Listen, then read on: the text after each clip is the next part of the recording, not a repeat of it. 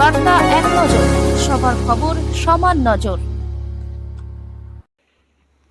মাথাভাঙা মহকুমা টোটো চালকরা বিনামূল্যে রেজিস্ট্রেশন করার দাবিতে মহকুমা শাসকের দপ্তরের সামনে বিক্ষোভ কর্মসূচি পালন করলো টোটো চালকেরা।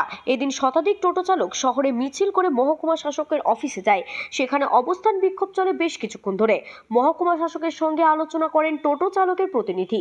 টোটো চালক আফিক আলম ও পরিতোষ ঘোষ বলেন, টোটো কেনার সময় ট্যাক্স জিএসটি দিয়েছি আমরা, আর তারপরেও নতুন করে তাৎক্ষণিক রেজিস্ট্রেশন করতে বলছে পরিবহন দপ্তর। আমরা সাধারণ টোটো চালক, আমাদের দাবি রেজিস্ট্রেশন বিনামূল্যে করে দেওয়া হোক। পরিতোষ ঘোষ টোটো চালক।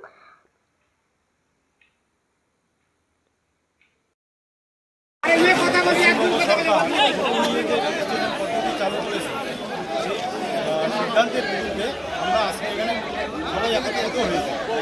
এবার সমস্যাটা হলো কোন জায়গায়, আমরা যখন টোটোটা কিনেছিলাম তখন কিন্তু টোটোই সেটা সবাই জানছিল, এবং গরুমালা সমস্ত ট্যাক্স জিএসটি ইত্যাদি নিয়েই আমাদের টোটোটা বিক্রি করেছিল। তাহলে আবার আজকে নতুন করে রেজিস্ট্রেশন কিসে?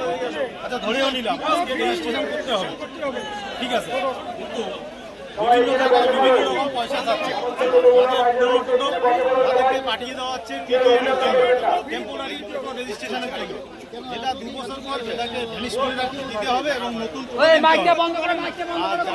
টোটো কিনেছে তাদের নাকি ই রিক্সা তাদেরকে পাঠাচ্ছে গরুমালার কাছে।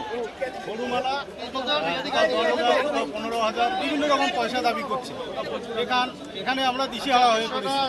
আমরা সাধারণ টোটোওয়ালা, যেখানে ডেইলি ইনকাম হয় 200 থেকে 300 টাকা, এটা সংসার চালানোর জন্যই যথেষ্ট না। যারা লাখ লাখ 50,000 ইনকাম করে তারাও সংসার চালাচ্ছে হিমশিম। সেখানে আমরা সাধারণ টোটোওয়ালা, সেখানে 15,000, 10,000, 20,000 টাকা কোথায় পাবো?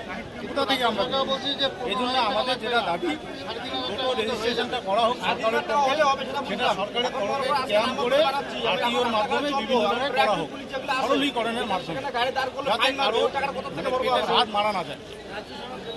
বাস এটুকুই আমাদের বক্তব্য আছে। আজকে আমরা এসডিও সাহেবকে সেই অনুরোধই করবো। আমার নাম রফিক আলম।